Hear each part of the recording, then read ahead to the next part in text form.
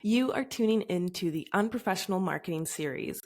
This is a series of 8 conversations where I am interviewing experts in their fields to talk about marketing strategies that the gurus don't teach you. So tune in and listen to these experts as they share advice on how you can market your business unprofessionally. Whether or not you are Team AI, this interview is so good. And I know you're going to learn something new, and I know you're going to walk away with ideas on how you can now build a custom bot to support your business. I found Christina on Threads and immediately bought her custom bot service, and it has changed the way that I create and deliver the remix. So without further ado, let's get into the interview. All right. Do you want to introduce yourself to everyone? Sure. My name is Christina Sims. I'm the founder and CEO of Precision Edge AI. We are a AI boutique consultancy based out in Pittsburgh, PA. Cool. I love it because I was literally just in, Pennsylvania, but in, what's the other city? Philadelphia. Pittsburgh and Philadelphia. You're on the wrong side of the state. You need to come over this side. But I keep meeting all these people. Good over there, but we're gonna do a rerun. Come back my way. I keep meeting all these people from PA now that I've been to PA, and I'm just like, what, is everyone living there? Like, everybody just lives on the East Coast? All right, cool. Well, I have you here because you have a really cool job. You are super knowledgeable and experienced, and the person that I want to talk to about AI and specifically building custom bots with AI. So can you tell us, like, how did you get into this newish industry? Right. And I think a lot of people use the word pivot. For my people who love the show Friends, actually I've never watched the show, but I've always saw the meme pivot. That's been like honestly the anthem of my life. And so I started out in corporate. And when I had my son, which is you can see behind me is really the cornerstone of really everything I do. And the biggest things I realized, I was working for a job that wasn't really working for me. When I had my son, I thought I was going to be Wonder Woman. I'm going to do all the things. I was going to have the big fancy job, the corporate office. And I got all those things even before 30. And I was so excited. And then when I had my son, I was like, okay, this is going to work, until it didn't. So exactly 1 month exactly to date, after I had birth with him, I had an emergency C-section. He almost died during birth. His heart line flatlined twice. Then I was told if I didn't come back to work, I didn't have a job. And at that time, I'm like, I can't ask my husband to bear this financial responsibility alone. My son had complications. And so that was really kind of an eye-opener for me that like, wow, this is real. You dedicate your entire life to something, and then it was just like a gut punch. And so I found myself really in this dichotomy of trying to juggle my personal life with my personal success, motherhood, marriage, and all those things. And it just seemed like it kept being at war with each other. So me thinking I could just make it work, you probably see where this story is happening. About 2 years after that, I got laid off, and I was just devastated because I sacrificed time I couldn't get back, all my child's first moments, first steps. Those all went. My mother, she's been a village behind me. She got those moments with my son. And so I'm sitting here thinking I gave up all of this thinking I was going to make this better life for my family, and it didn't matter. Poof. So found myself on the unemployment line. Never thought that. I have an MBA, and I'm thinking I'm just going to continue to rise. But, life doesn't really work that way. But it was honestly the awakening I needed, because I realized I wasn't writing my own story. I was just starring in it. And that was a problem. So then I actually got another job, and that did not work out either. I just started realizing I was called for something bigger. I realized that, there was a lot of women out there, especially, and even some men that are having this same issue. We dedicate all our careers, some of us Sunday through Sunday, and it's always at an expense of something. And it's usually our family, our desires, our passions. And so at the time when I was at my last job, I saw AI. I'm like, this is interesting. I already knew it was coming up. I already knew a little bit about it, but I wanted to really kind of dig 10 toes deep into it. And I thought I was going to use it for a job. But when I found myself having to make a choice again between my family and my career, I chose my family this time. But I realized with AI, there was something about it. I said, I can finally choose both. In my industry, everyone's saying, do more, do more, do more. And I'm like, I want to be present more. with the people I care about. And so that's really where I kind of just went all geeked out on AI and really trying to find ways that we can leverage it, not only for business founders, but for organizations that are trying to find ways to still find time to be a human again. And I know that sounds kind of an oxymoron with AI, but it is giving more time back to enjoy those moments that we're building and working for. Well, it's like that's what I wish people would use AI for, is to like find better balance in their lives and like be able to be more present in their lives and get off of the internet. Yes. Whether that's what's going to happen is unclear and I'm not confident in, but I love that because I think you got into it for the right reasons. Not the I want to make more money.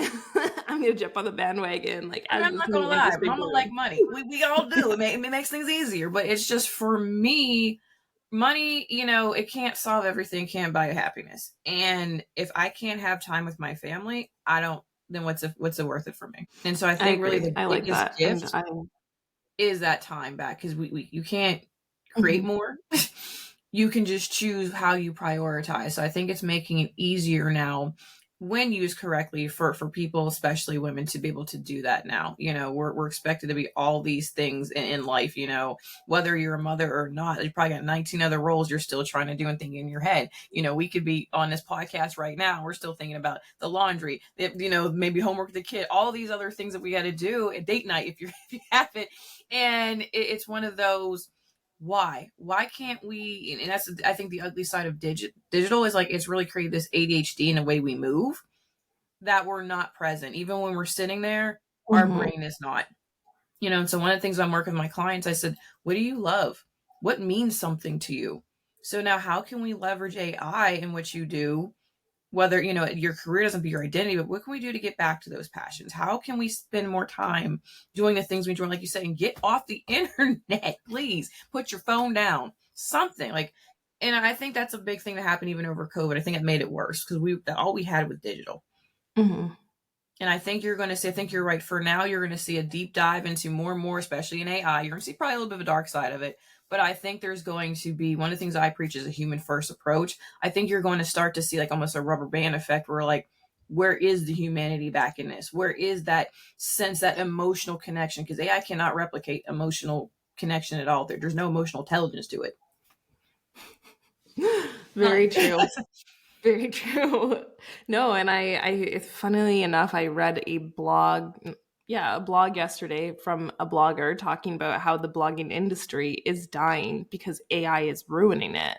Because instead of using AI as a tool, people are using it to try and get rich quick, and they're flooding the internet, and the content is garbage, and then people are just turning away instead of finding these new great things. And it's like you said, like people are seeing content, seeing brands where it's obvious all the content is AI, and it's like, well, is any of this your actual thoughts? And you Yep. lose trust, and it's like it is creating already like a dark effect, or It like maybe is. we're heading for that rubber band where everyone's integrating it, and maybe everyone's just going to stop, or they're going to have to figure out how to like actually use it with their brand voice to stay relevant, because right now it's kind of leaning towards that, like it's killing businesses. 100%. And like one of my things I did back in marketing was a direct response copywriter.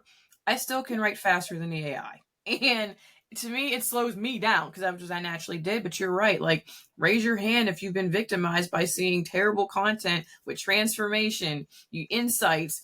There's not this, but that. Like, you know, all the different chatty isms, as I'll call it. And I think people, they're thinking about AI task first rather than a strategic partner. That's the big thing. So what I like to do is use it as an amplifier. I don't want a replica of me. I don't, especially in a robot form. I want some seasoning to what I do. And it's just, there's no flavor in Chatty. There's not.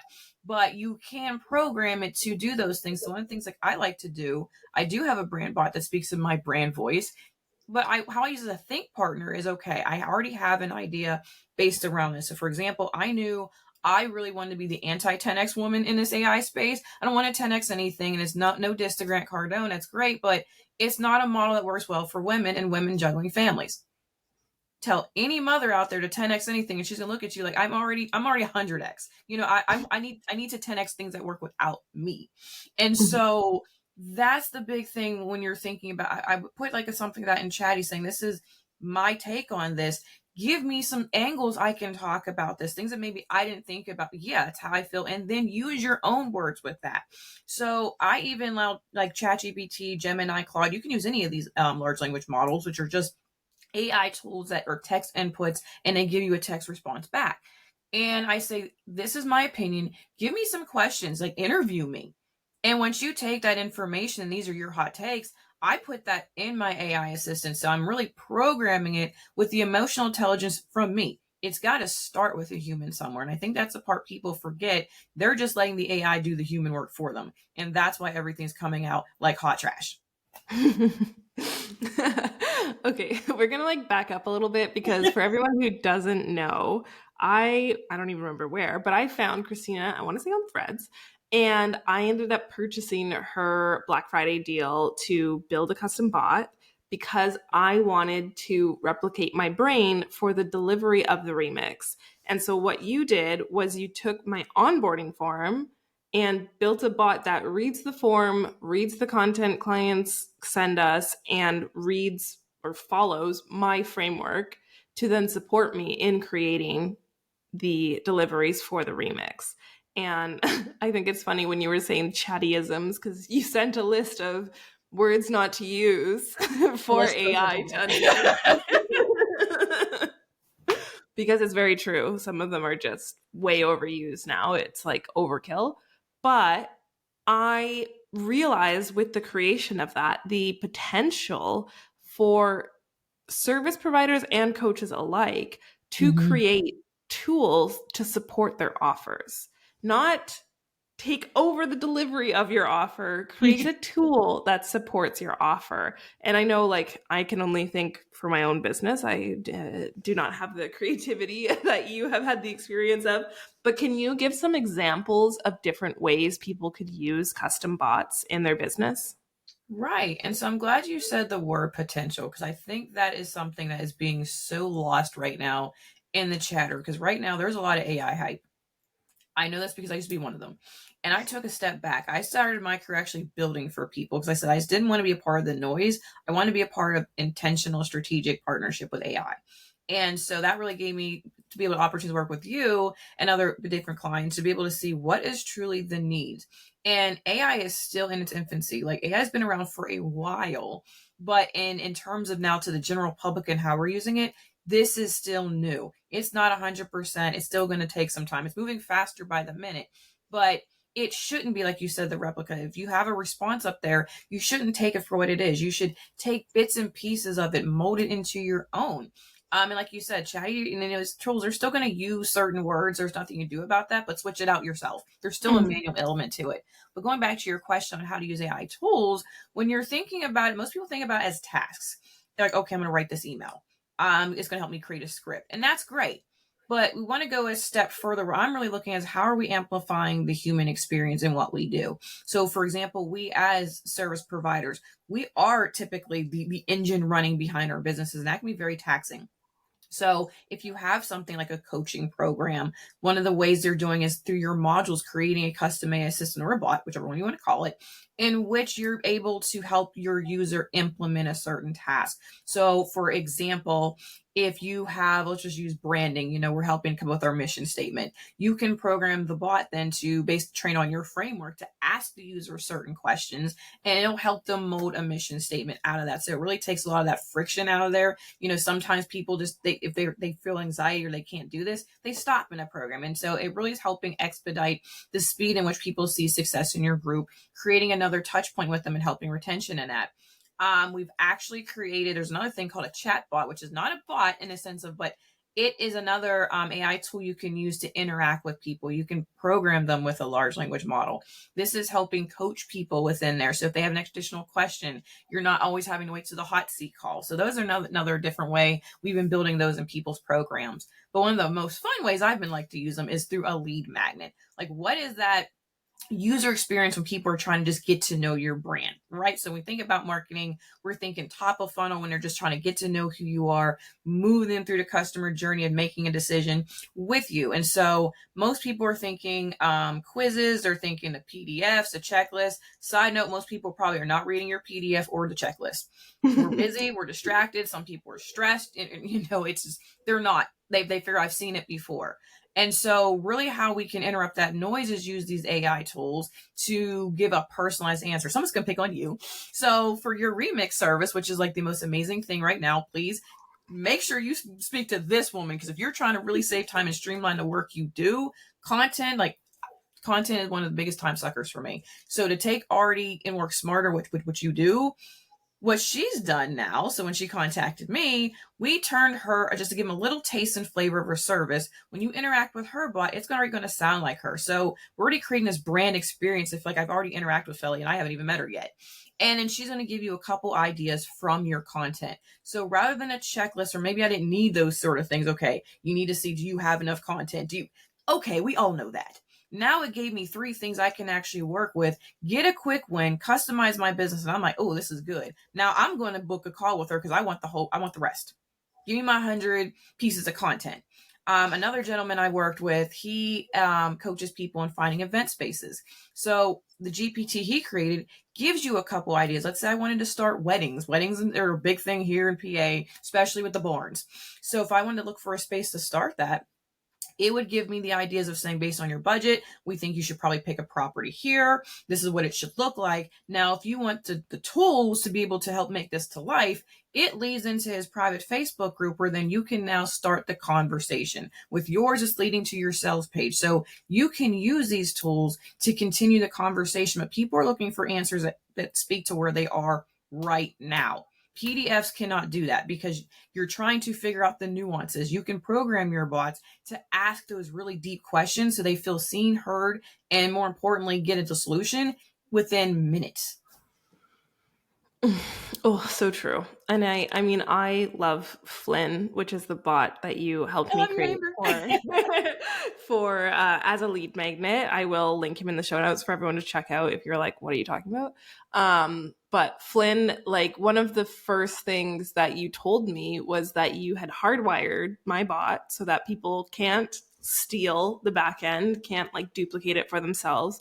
And he has like a stop. You can only send 1 piece of content. You can only get 3 content ideas.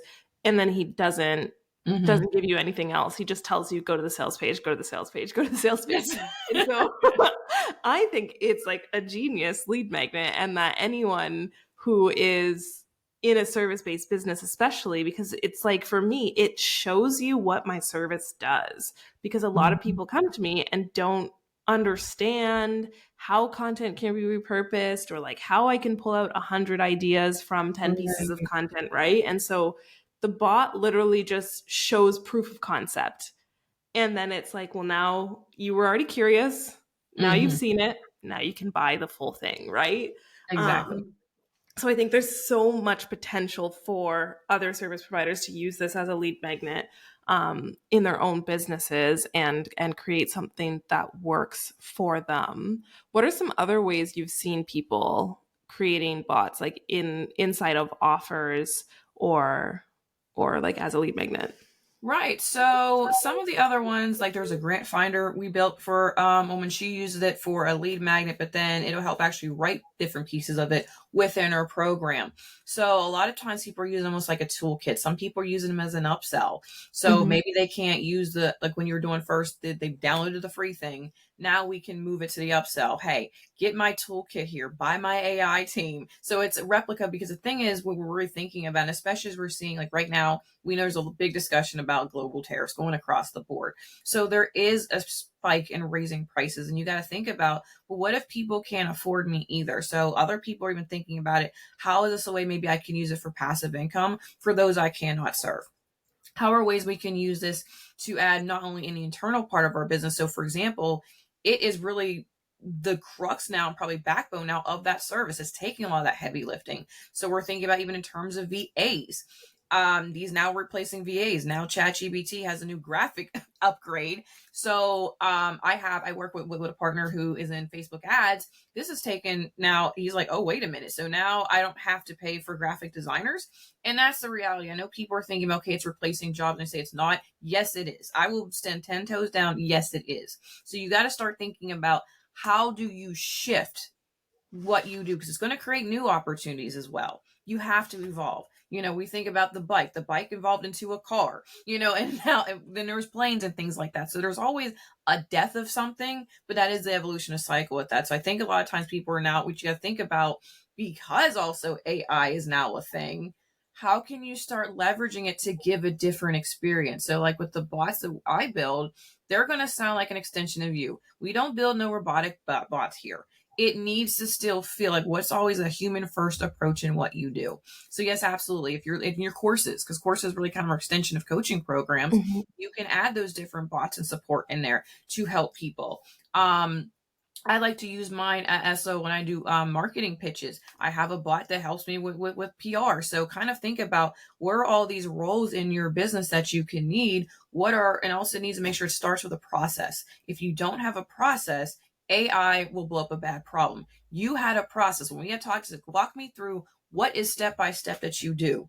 So we created an SOP from what you do, and that's what tells the bot, if you do this, then do this. And so that really starts with thinking about, what are the things in your business before you look at a prompt, before you even look at an AI tool? What do I need amplified? What's taking up the most time? What's taking up maybe the most revenue right now? Where can I see areas where I can stand out in this space? What are things I already have a process for? And that will help you with the first step. And that even falls with your marketing. Same thing. Where are my customers going? Where are they starting? What's that first win they need? How do I build a bot around that? Then when I get to the next step, what is maybe something AI can help me to leverage that and give them a new and different experience? Because it's very easy to stand out with them right now. Not many people are doing it.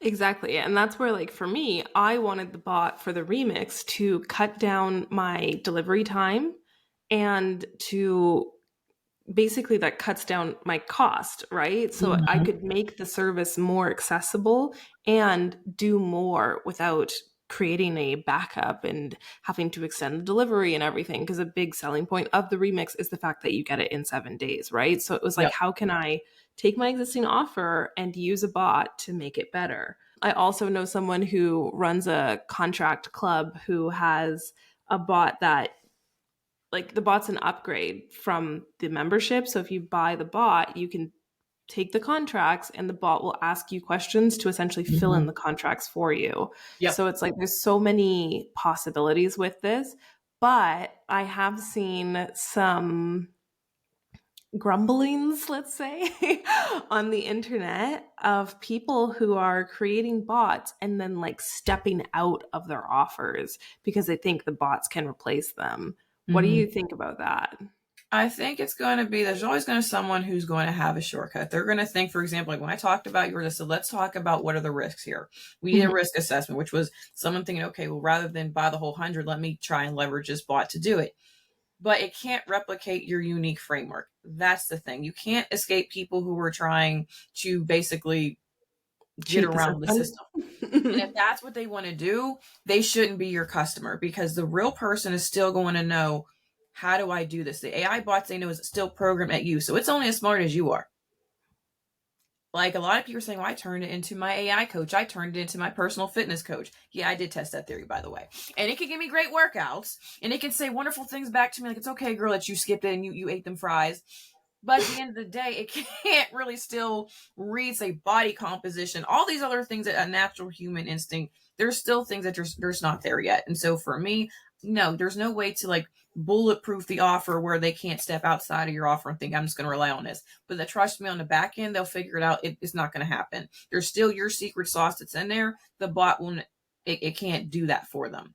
So that's really there's not my customer then. Unless you want the full experience, but we're leveraging AI as just another tool to help you get that results faster. So it's a partnership between the two versus being parasitic.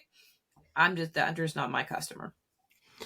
Exactly, because like, especially with a coaching relationship or any like one-to-one service provider relationship, like people are hiring you for you. So if you're replacing yourself with a bot, it's like, well, why would I want you now? Like, maybe your frameworks are great, but I'm sure if I can talk to the human and pay the same price, I'm going to go talk to the human And over I like think it's only also having access important to your to bot. say that positioning. Like, I mean, and you can even leverage AI to give you that, saying, let's talk about this as just a tool it's another part of the toolkit, but Mm-hmm. it's has to all work together. They're congruent. So it's not like anything can't like necessarily take advantage of the other. And it's really, I think, that communication, understanding this is what is going to help elevate you do, but it's not the whole show. It's not the whole thing, because it only after a while it may break down. It's true. Or it Mm-hmm. can, like, you don't know how much did you put in there. What are some, again, we talk about the emotional intelligence, maybe you need to shift there, and that's something that we would know intuitively. We need to shift in the strategy. When you're working with these large language models, which is what the AI bots are built off of, they're recognizing patterns. After a while, it's going to kind of mimic what it thinks. It's trying to predict what it thinks you want to do. Mm-hmm. So it's not trying to think a catch. Is there something that maybe we need to take a look back at? So that's the big thing, is, and explain to your customer, this is just an extra tool to help you, but understand there's still nuances. And I think that's a big thing where people, again, goes back to the hype thing. They're trying to sell the hype and not explain how it fully helps. It also is how you're communicating the value of who you are and what this tool is also helping you do. There's a communication factor in it as well, because there still is a large gap in knowledge around AI. We call it AI fluency, and really understanding what these tools are. And it's probably going to be a while until we really get full AI fluency, understand limitations, risks, all of those different factors that go into there. Because right now everyone's just like 10x your productivity. I can make content in 2 days. Yeah. You've heard Yeah. it. Yeah, I've heard it all. I've seen it all. I I now like look when I'm looking at people's offers and programs, I like ask them, are you using AI? How are you using AI? And see like if it's something I've seen before, right? If it's someone I've been following for a while, like are they pulling out to replace themselves with AI? Do I like that? Am I okay with that? Mm-hmm. But You it can even ask how is, they're using your data. It's fair questions, and if anyone gets upset over that, run. but it's interesting to see how people market their like the bots they've created or even like the bots they're using internally if you're not seeing them. And I mean, like, I'm guilty of this because I have one and haven't talked about it a whole lot, but it's like it you like you were saying, like you want to talk about these custom bots that you've built as a bonus feature or as an extra to the offer, and it's not like the whole value of the offer, Mm-hmm. like especially Mm-hmm. when they're like mine where it's created off of our frameworks and our strategies. It's like, well, now you've created a new efficient way for someone to apply your services, your offer, your framework, or a new touch point for them to work with you inside your services, but it's not a replacement and it's not the end all be all either. Facts. And that's something I wish more people in my industry would say, because they're so afraid of, if I say this, what if they don't want to engage with AI? What if they don't? And the thing is, this is a time to lean in and sell. It's not time to really, it's really time to serve. And they're truly trying to Mhm. sell versus serve. And so those are the questions, like your bot, for example, we went through a whole audit process. Like, I tested, do you know what, out of yours? I'm like, nope. And I even tried ways, I know every type of way to jailbreak a GPT. I tried everything. I had a colleague of mine try and break this. I knew she could. If anyone could do it, she could. And she's like, whoop, they gives a little hint here. We didn't even want to give it a hint. And so those are the things in which I think what's really important is having a discussion with people when they ask that. Say, listen, first of all, talk about your code of ethics, because that's the first and foremost. Ethics is at the height of AI. You need to lead with that. And if you're not working with integrity, you don't need to be in this industry. And people are starting to see that, especially we say in content. To me, when I see this content that really feel like there's not any semblance of the maze took what these responses gave, that's a lack of integrity to me. Where are you at? But then talk about, what is your audit process? So, like, what's the QA happen there? How are you protecting my data? How are you doing things, like what are certain things to make sure, like, then if I give this, it's not going to come out on somebody else's end? Those types of things, educating your audience on, here are ways to even use this tool. So for example, we had a client that they were in the financial sector. There's certain information I said, do not, never put this in there. You can either put placeholders, redacted information, so that way it gets you close to what you need to do. We're trying to find out, how do we get this time, but it's not fully there yet. What you're seeing is now the agnetic movement, which is these new agents. And it just means the AI tool works autonomously, but there's still even a lot of miscommunication around that. Yes, it can work by itself, meaning you don't have to input with it, but someone still needs to check it. There's different checkpoints with it. Someone needs to constantly think about, are you going to go to like Six Flags or any other amusement park? And yes, they push a button, you know, the ride's going by itself, but you're hoping that someone inspected that ride before you got your butt on it. Same thing. And that's what I want to start seeing more and hearing more is this is how not only you use this tool, this is why, this is how it's going to help you, this is how it's going to help me amplify what I can do for you in those results, but also this is how I'm using this to protect you. Those are the conversations I know I'm starting to lead in the industry and that I want to hear more out of, because again, I don't want to hear, don't give me 80,000 prompts if you're not telling me before you prompt, let me tell you how to prime. And before you prime, let me tell you understand how to prepare yourself for the mindset to even use this tool. They skipped that part and went to, let me show you the fireworks. And now we're in this position where we have a bunch of garbage content. There's AI anxiety happening now. Actually, people are just feeling like, I don't even want to use this tool, or I don't trust it. We created our own problem. And it's like infecting certain industries harder than others. Like I used to always search keywords on Threads, and I tried searching content repurposing on Threads to engage with people who are asking about it or talking about it. And all I found was AI prompts to repurpose your content. And I'm just like, these aren't conversations. Like it's just the same prompt again and again, and it's not actually interesting after you see one. And they're not telling you why you prompt and how you prompt, because it is a skill. Everyone, you do anything in AI, one, learn first and foremost ethics. Two, understands what AI is, and three, prompting. Those prompting is the foundation how to use these tools. But the problems, again, people are like, here's the prompt pack. Okay, you use this prompt, but it wasn't telling you what are the steps you should do afterwards. What should you do happen? Like, how should now I did this prompt? So, okay, now I got this repurposing prompt saying repurpose my Instagram post into a LinkedIn post or something like that. Now what? It didn't tell you how, to shift the conversation. It didn't ask you who are you targeting. It didn't ask you what is your take on this. It didn't even fact check. Yeah. And like sometimes I ask it like, did the original content say this fact that you put into my remix? No. You're right. I made that up. Don't make things up. Like I don't want made up facts. Exactly. And like I don't want to scare them from it. I mean, it's going to be a beautiful thing when I think, frankly, you proper usage, really understanding the AI influence, like how to start to think. And we skipped the think part and we went straight to do. And that's the big thing I think people need to really think about first and work. I'm certified. I made sure to understand what are all the ramifications of this so I can protect my consumers. And that's the big thing. I think with that is taking a look at it and seeing what is it supposed to help me do? What clarity do I need around it? And then what protections as well. Where did you get certified? So I got certified through a program called through AI Innovision. And it was a 3-month program. And also I continue continuous education. I've been through different other workshops and things like that just to continue with it, because AI is changing every 2 seconds. Every 2 seconds. And you don't need to learn it all. You need to learn what affects for you. At least start just by understanding and asking better questions. What is this? How can it help? Where do I need to be able to expand and grow versus becoming everyone's like, what's this tool? What's that tool? And I'm like, if you're not going to use it, and if it's not going to help the big purpose, you really don't need to know. Because that's also what's happening. People are making these arsenals of tools. They all cost, and they're finding no real impact.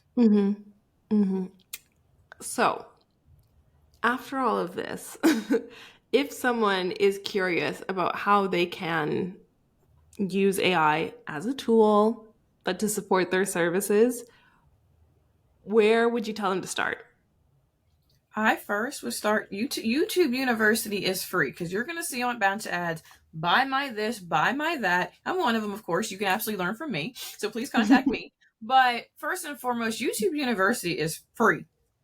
And there's so much value in there. There's a lot of great up and coming people as well in there. Start that and just figure out first just ask what is AI? What's happening right now? What shifts are happening? Then go into how do you feel like, look at what you're doing right now with what you do. What's repetitive? What's recurring? What's tiring? What's draining? What's preventing you? Like, where's that next step you're trying to go? And the AI maybe can either help you creatively, strategically, and also just in general more efficiently. And then you can just search that on YouTube and you'll find some great things. But yes, you do need a fact check across the boards. Like we said, there's so much information right now. Don't start going elsewhere. Just focus on the one key thing. So if you need more help with, I need better ways to be more efficient in my time, for example, look at how our AI, and instead of saying save time, because it's such a vague statement, what do you need to save time for? I need to be more efficient, maybe how I manage my emails. How am I prioritizing my day? Tell me then, how are people using AI for time management? Tell me how are AI people using AI for more marketing strategies, content repurposing strategies, not the prompt, but what are they doing there? And that's where it's really about being curious first, then seek an expert into helping you for a tailored plan. Definitely. I love that because I think there's not enough curiosity when using AI. I think people are like, do this for me. Like you were saying, they're skipping straight to action. And it's like, well, what do you need before I take action? What do I need? Like asking yourself, not even asking the bot, like, what do I need Right. to do before I can take action on this thing? And that's the big thing. So, I mean, people come in, can you do? That's fine to do it for me. I welcome you all, but you're still going to get the same questions from me. What is the goal? What do you need? Like you use to test. I asked you so many questions. Like, why is she asking this? And I'm asking them because I'm trying to figure out, who are you? What is really the core issue we're trying to solve, and what's the core solution we're trying to build? How is this going to fit into the way you work and way you operate? What impact is it going to give then for the users? For you, again, you're saying, listen, I'm promising them 7 days. Well, let's say you got sick 3 out of them, because we are human. So now you're not going to be as stressed. You're sitting there, trying to take the NyQuil and everything else and get it done, because now AI is helping you still do that part. But you're going to still take a look. You're going to assess it. Just put your fellyisms, I'm going to call it, on there. But now it's not that stress, because there's a tool that's already going to cut out a big chunk that really took a lot of time, and what's the system behind it. So I think that's the big thing. Like for me, most of my prompts start from being curious. I don't have this scientific way in which I speak. There are different structures I know I can help and teach you, but it's going to start the root of, what are we trying to do here? And then how do we approach thinking about it? Not as a replacement, but our partner. Because even when these AI tools or more agents start coming, there's still got to be someone in charge of that. So just starting to be understanding of, what is AI first before you get involved in tools. Don't worry about that part. That's the noise that's going to confuse you. Start by, what are everyday things? Just pick one task and go down that rabbit hole of just exploring how AI can impact that. Then, what are the tools? So you got to understand where you're going before you pick the vehicle. Oh, so true. So true. And I feel like there's so many analogies in the marketing space about like the GPS and not having a destination and blah, blah, blah. And like AI is the same as your messaging, as your marketing strategy. Like you need to have a destination to give these tools. Otherwise, you fall flat, you get lost. They don't make sense. Any last words? What final thoughts do you have to share with the listeners? Big thing I'm going to say is, ignore the hype, ignore the hysteria that if you don't do this, you're going to be left behind. I personally hate that, because it's putting now a spirit of fear mongering, and nobody can flourish in fear. Just be curious, be childlike. Think about, I got a 5-year-old, so everything is, mommy, what about this? He must ask me a million questions. And I realize I've lost that even in myself. So just start, I'm going to say, be childlike and be curious to see, rather than go into fear. I know it's hard with the layoffs happening everywhere. We can't change those things. What we can do is change our perception, evolve. So where I'm at now, where can I see this going? So I was a marketer. That was the first thing getting cut with AI. Oh, this writes an email? Bye. But I sat there rather than getting into fear. I was irritated. I'm not going to lie to you. But I'm like, okay, Now, what can I do? Of course, for me, became the AI space, but I'm seeing a lot of people now. It's created a new job because this AI content is hot garbage.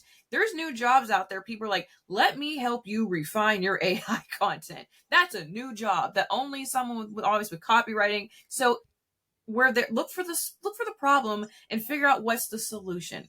So that's where I'm going to say is don't go out of spirit of fear mongering. Ignore that, because we're all at a place where I think if anyone reads, I don't say I'm an expert. Really, I'm just a person right now who's been a super curious person who really wants to be a champion of AI and how we can use it for good.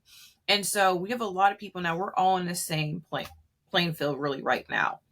You'll be one step ahead of the person who just decided to ask questions and at least research. Do your due diligence. So, and just figure out, where could this evolve for you? Where are there opportunities now for you to take this a step further? Where are there opportunities to get a chapter of your life back that's been sitting on the back burner because you're burned out? And that's where I would definitely lead with you with that. But no, you're not behind. You're not too old. You're not too late. I love it because honestly, I've seen copywriters say, like, I will not edit your AI sales page. Like, I need you to bring me your original thoughts. And it's true. And I've seen it on Fiverr where people, their whole gig is editing the content people send from AI to make it better, to make Yep. it human. So it's definitely going to be interesting where things head with the rest of the year, especially for me, content wise, with how people are using AI and if they're going to refine it, if they're going to keep using it, what's going to happen. It's all up in the air right now. But the question I ask everyone who comes on this show is, what makes you an unprofessional entrepreneur?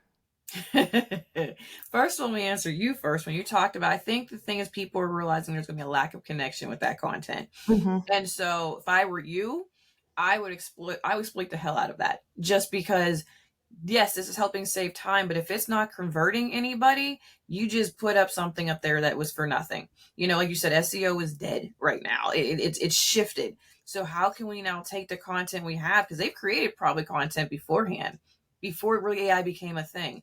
How do we bring that into there? So if I were you, that's the space I would fill, because they're still going to save time.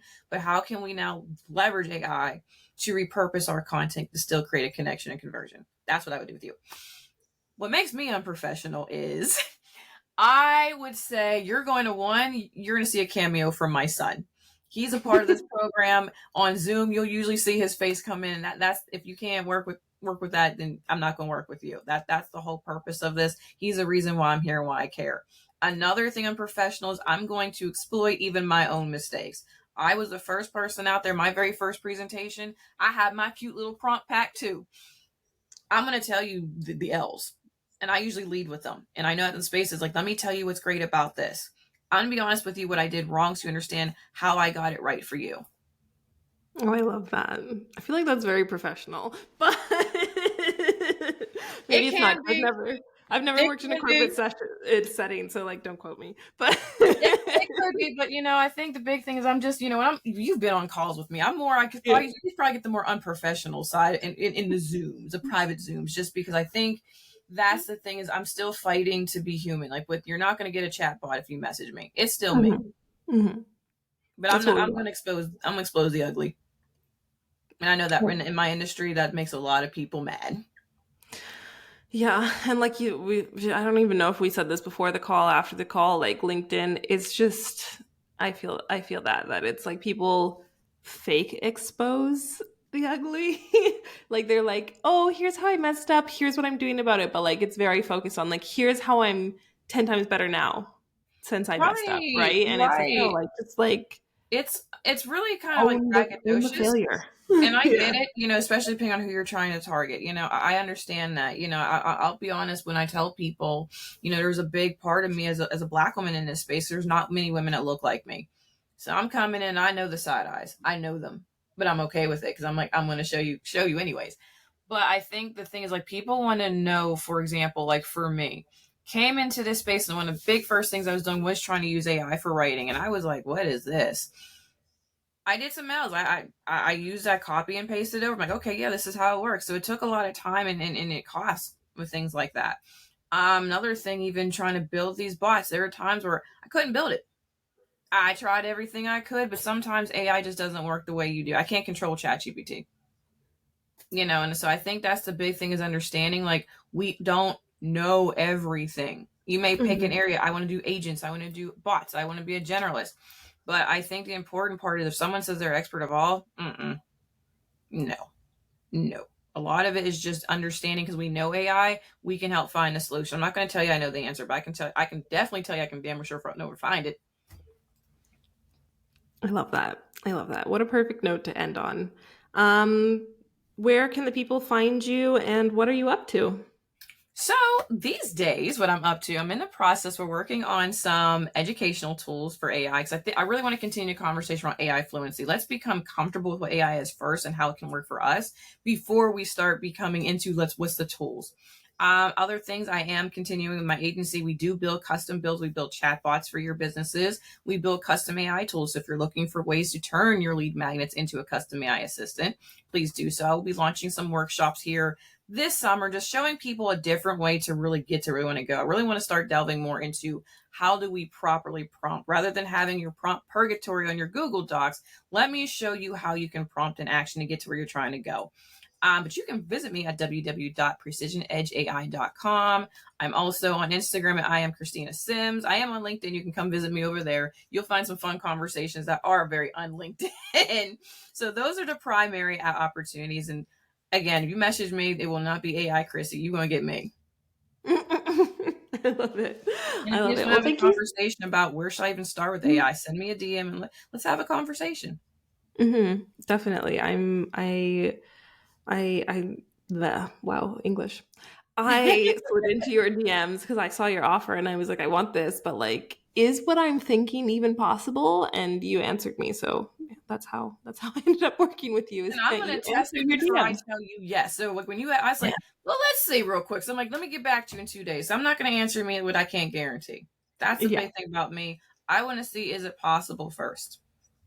which is completely valid before you tell someone you can do it. But thank you so much for coming on the show. It Thank was you a for pleasure having having me. you, and I love this conversation because obviously I'm a fan. But that's all, and we're gonna wrap it there. Thank you. Cool. Where's my mouse? There you go. I always get confused because I have two screens, so sometimes it's just not there.